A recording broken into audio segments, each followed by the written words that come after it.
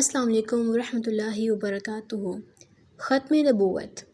اب تم کو جاننا چاہیے کہ اس زمانہ میں اسلام کا سچا اور سیدھا راستہ معلوم کرنے کا کوئی ذریعہ محمد مصطفیٰ صلی اللہ علیہ وآلہ وسلم کی تعلیم اور قرآن کے سوا کچھ نہیں۔ محمد صلی اللہ علیہ وآلہ وسلم تمام نوع انسانی کے لیے خدا کے پیغمبر ہیں۔ ان پر پیغمبری کا سلسلہ ختم کر دیا گیا۔ اللہ تعالیٰ انسان کو جس قدر ہدایت دینا چاہتا تھا وہ سب کی سب اس نے اپنے آخری پیغمبر کے ذریعہ بھیج دی۔ اب جو شخص حق کا طالب ہو اور خدا کا مسلم بندہ بننا چاہتا ہو، اس پر لازم ہے کہ خدا کے آخری پیغمبر پر ایمان لائے، جو کچھ تعلیم انہوں نے دی ہے اس کو مانے اور جو طریقہ انہوں نے بتایا ہے اس کی پیروی کرے۔ ختم نبوت پر دلائل۔ پیغمبری کی حقیقت ہم نے تم کو پہلے بتا دی ہے۔ اس کو سمجھنے اور اس پر غور کرنے سے تم کو خود معلوم ہو جائے گا کہ پیغمبر روز روز پیدا نہیں ہوتے، نہ یہ ضروری ہے کہ ہر قوم کے لیے ہر وقت ایک پیغمبر ہو۔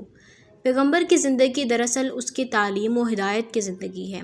جب تک اس کی تعلیم اور ہدایت زندہ ہیں اس وقت تک گویا وہ خود زندہ ہے۔ پچھلے پیغمبر مر گئے کیونکہ جو تعلیم انہوں نے دی تھی دنیا نے اس کو بدل ڈالا۔ جو کتابیں وہ لائے تھے ان میں سے ایک بھی آج اصلی صورت میں موجود نہیں۔ خود ان کے پیرو بھی یہ دعویٰ نہیں کر سکتے کہ ہمارے پیغمبروں کی دی ہوئی اصلی کتابیں موجود ہیں۔ انہوں نے اپنے پیغمبروں کی سیرتوں کو بھی بلا دیا۔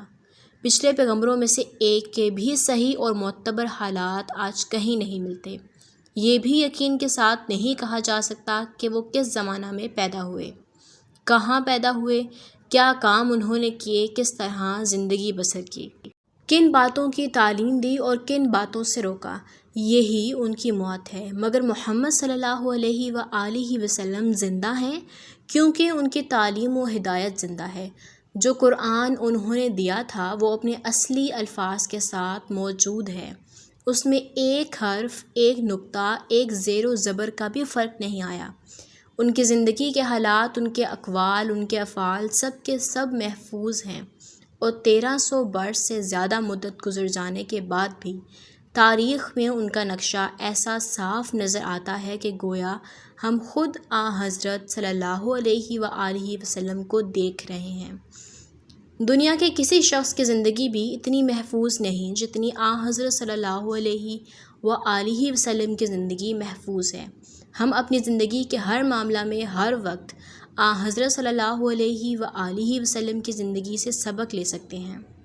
یہی اس بات کی دلیل ہے کہ حضرت کے بعد کسی دوسرے پیغمبر کی ضرورت نہیں۔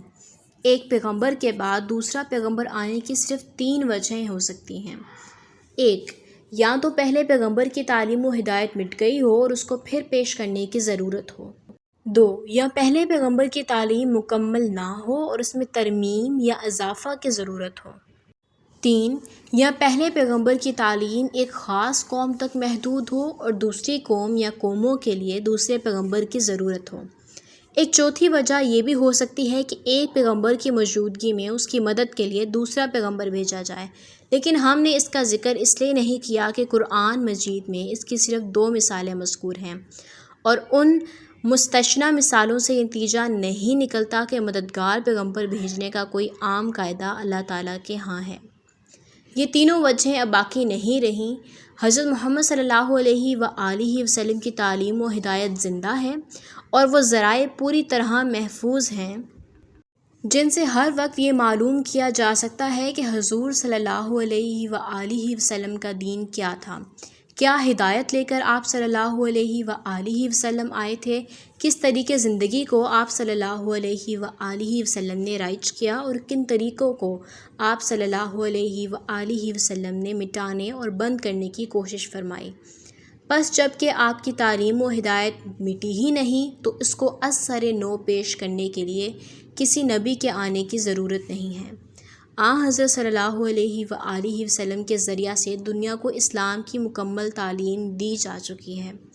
اب نہ اس میں کچھ گھٹانے بڑھانے کی ضرورت ہے اور نہ کوئی ایسا نقص باقی رہ گیا ہے جس کی تکمیل کے لیے کسی نبی کے آنے کی حاجت ہو، لہٰذا دوسری وجہ بھی دور ہو گئی۔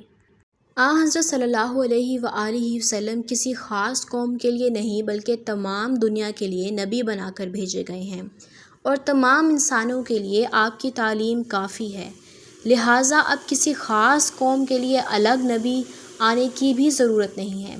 اس طرح تیسری وجہ بھی دور ہو گئی۔ اس بنا پر حضرت صلی اللہ علیہ وآلہ وسلم کو خاتم النبیین کہا گیا ہے، یعنی سلسلہ نبوت کو ختم کر دینے والا۔ اب دنیا کو کسی دوسرے نبی کی ضرورت نہیں ہے بلکہ صرف ایسے لوگوں کی ضرورت ہے جو حضرت صلی اللہ علیہ وآلہ وسلم کے طریقہ پر خود چلیں اور دوسروں کو چلائیں۔ آپ صلی اللہ علیہ وآلہ وسلم کی تعلیمات کو سمجھیں، ان پر عمل کریں اور دنیا میں اس قانون کی حکومت قائم کریں جس کو لے کر حضرت صلی اللہ علیہ وآلہ وسلم تشریف لائے تھے۔